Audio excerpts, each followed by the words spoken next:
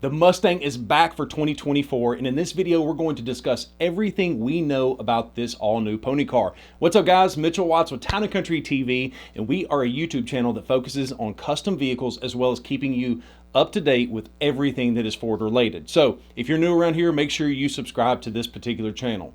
First up, let's talk about trim levels. The 2024 Mustang will come with multiple different trim levels. You've got two different trim levels that will sell the most, which is the Ecoboost and the Mustang GT. So I want to make sure that we talk about those primarily. But Ford also threw us a curveball by actually announcing the Dark Horse S and the Dark Horse R. More on that is going to be later on this video, so make sure that you stick around for that because you're not going to want to miss it.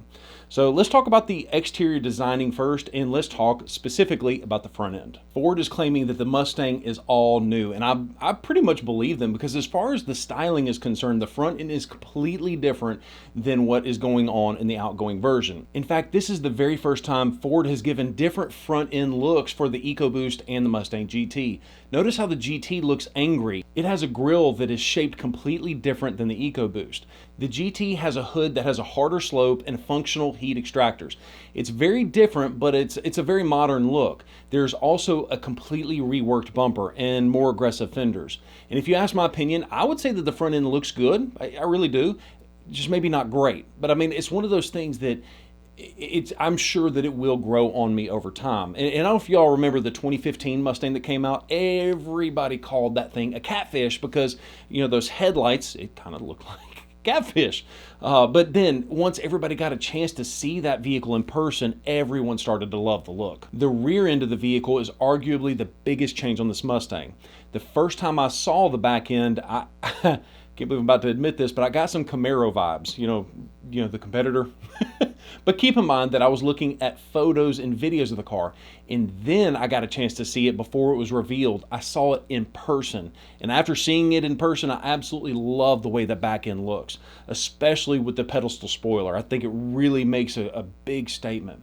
The sequential turn lights and the brake lights, they're back, and they look a lot more modernized. This time they have a really nice body line that runs horizontally through the lights, and that line runs all the way across the backside of the deck lid. It's something about that particular body line that just really does it for me. But all in all, the rear end of this car is drop dead gorgeous, so well done to the Ford designers. But the 2024 Mustang, it does have 11 different exterior colors to choose from, but 2 of those are going to be brand new. You've got Vapor Blue and Yellow Splash, and you can even choose the color of your Brembo brakes, black, red, and Grabber Blue. I love that Ford's given you the ability to customize it straight from the factory. Let's talk engines for just a second, and we're going to go ahead and get the boring version out first. Just go ahead and get it out of the way. And let's talk about the 2.3 liter engine found in the EcoBoost. This is probably going to be the best selling variant of the Mustang just because it offers a Mustang look, but it does it at a much better price point. Now, Ford has not released the horsepower and torque numbers on the 2.3 4-cylinder EcoBoost yet, but I would guess that you're probably looking somewhere around 325 horsepower, which is not bad at all for a 4-cylinder. I mean, that's more horsepower than what the original Shelby Mustang. But if you're into performance, I've got some really good news for you. Prior to this launch, I was kind of concerned that with the Mustang, they were going to kill off the V8. I'm very pumped to say that they brought back the V8 for this new body style. So let's talk a little bit more about that engine. Ford is keeping the 5.0 Coyote V8 engine as an available option. But keep in mind, this is a 4th generation of that Coyote engine. Ford is targeting over 480 horsepower, which is going to make this the most powerful Mustang GT ever made, said in my fancy, marketing voice.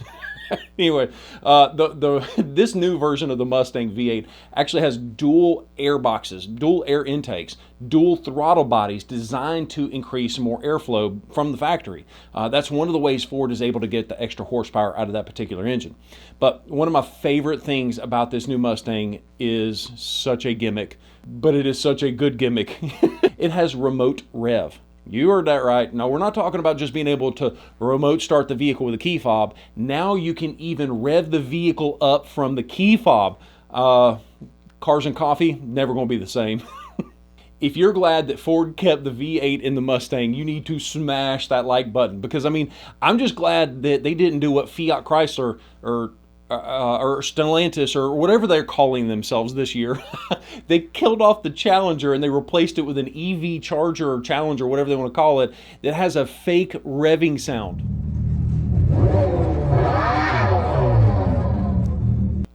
What?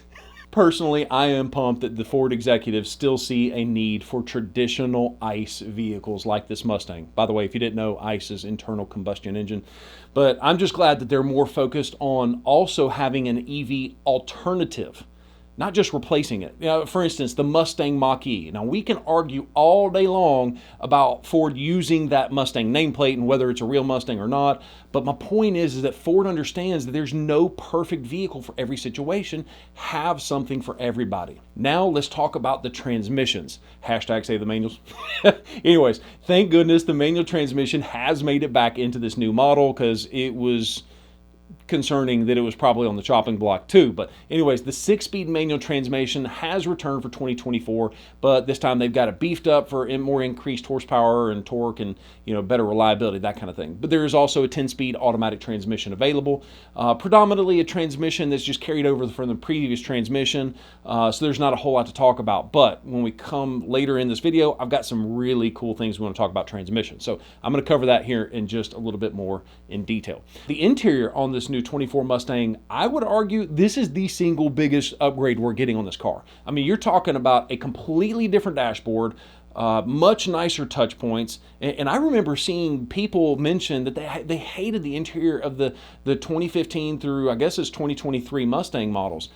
I never really felt that way. I felt like it was a decent interior, and that is really until I saw what Ford just announced just the other day. Yeah, you can tell that this interior is really inspired by fighter jets and Fox body Mustangs and things like that. But the technology, that's the biggest improvement on the interior specifically. That's the technology. So this new Mustang has an available instrument cluster that is so large, it actually runs all the way into the normal touchscreen center stack. You got Apple CarPlay, wireless Apple CarPlay at that. You can even take your experience from your phone and transmit it over into the vehicle and just implement it onto that dashboard. And since we're talking about technology, I want to talk about a technology that can improve the performance of the vehicle. Yes, we've got line lock. It's back. You know that. Burnout mode. Same with launch control. You can rev it up to a specific RPM and launch the vehicle at that RPM. But what if that's not what you like to do with your Mustang? If you're like Vaughn Gittin Jr., you probably like to drift your Mustang. And that is exactly why Ford worked directly with Vaughn to introduce the world's first drifting e-brake for a production vehicle. It might sound like a gimmick, but personally, I can't wait to test that out. For YouTube, of course. Really, I just want to slide a car. Anyways, the new Mustang does come equipped with the Ford Copilot 360. You can see right there on the screen exactly what it comes with. It's a good bit of stuff. But I want to point out something interesting. It actually comes with something called active pothole mitigation, which continually monitors the suspension, the body, the steering, the brake input, and all that data is combined, and it actually adjusts the suspension accordingly. Let me put it this way. It softens the suspension for when you hit a pothole, and I never thought I'd see that in a Mustang. Ford had their "and there's one more thing" moment, and that is going to be the dark horse. So Ford actually debuted the Mustang for every situation. If you plan on tracking your car, they introduced this dark horse. As a side note, this is the first performance variant that Ford has debuted in 21 years, since the Mustang Bullitt.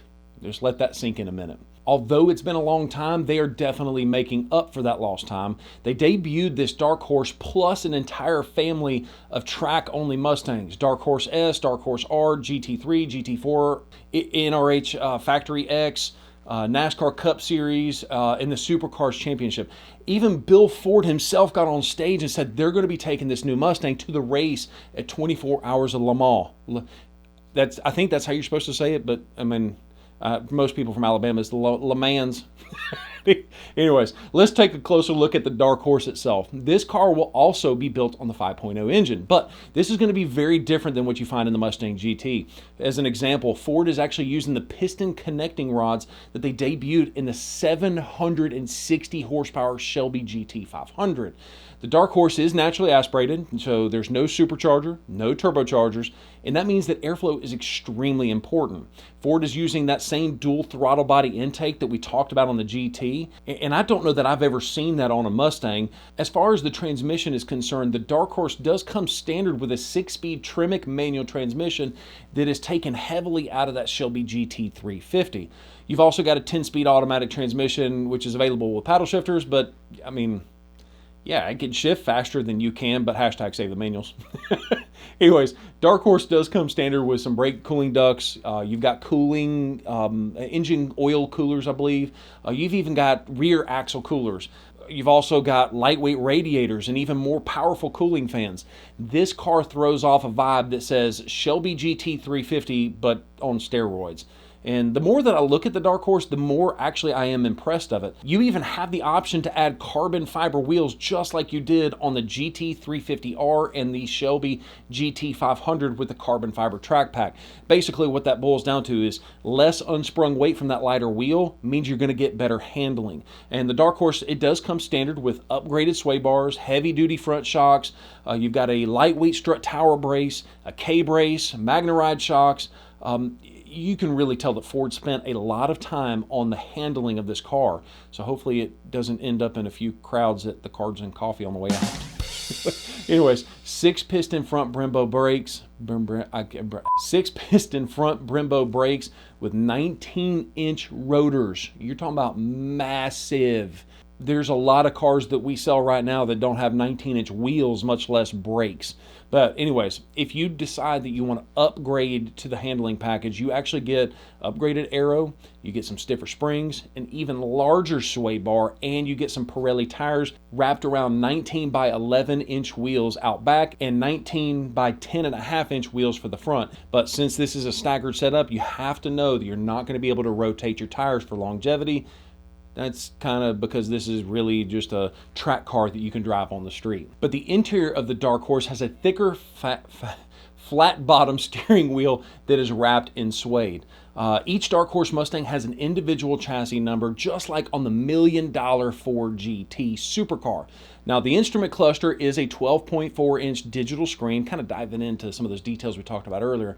And then you also have a 13.2-inch Sync 4 center stack. But what really makes this whole thing work together is that both screens are covered by an entire solid piece of glass, and it looks so clean having them under that one piece of glass. Now, I was actually talking to Andrew Frick from Ford, and he was telling me that the instrument cluster is actually based on the same Unreal engine, Unreal 3D engine that they use in video games. You can literally swipe the center stack and it renders the car in 3D in real time, just like in a video game. Now, there is no telling how much money Ford has actually invested into this technology. Cannot wait to get my hands on it. But if that's not enough, Ford has also offered and debuted the Dark Horse S. This is a track focus car. You're talking about a co-development between Ford and Multimatic, you know, the same people that built the Ford GT. Now, there's a lot going on with the Dark Horse S, but just think of it like this. Take the Dark Horse that we just talked about and then remove everything that you possibly can to save weight. I mean, it literally comes with a driver racing seat, and if you want a front passenger to ride with you, you have to add that as an option. I mean, you're talking about wild stuff. The thing even comes with a full roll cage installed, and there's going to be a lot more to this car. This video is long enough, so just pause the video right there and see all of the details that come included on that Dark Horse S.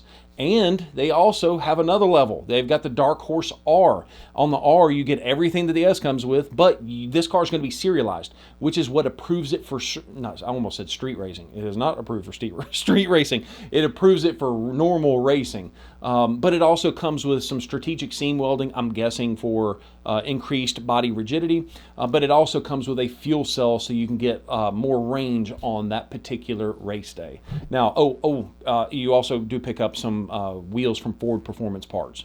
And there you have it, a very detailed look into the brand new 7th generation Mustang. A huge well done to everybody at Ford that helped pull this thing off. If you didn't know that we are actually a dealership located in Alabama, and just like the Lightning and the Bronco and all those other kind of vehicles, we're going to be selling all of our Mustang orders at MSRP. So feel free to hit us up. The phone number's right there on the screen. If you don't decide to call us, that's on you, not me. So anyways, guys, thank you so much for watching this video. When the order banks do open up, we'll also let you know. So that's yet another reason you need to subscribe to the channel with the bell notification turned on. If you have any questions, hit us up down in the comments down below. Let me know what you think of the styling of the vehicle or just the vehicle in general. Guys, thank you so much for watching this video. If you haven't already done so, subscribe to the channel with the bell notification turned on so you don't miss a single video. Peace!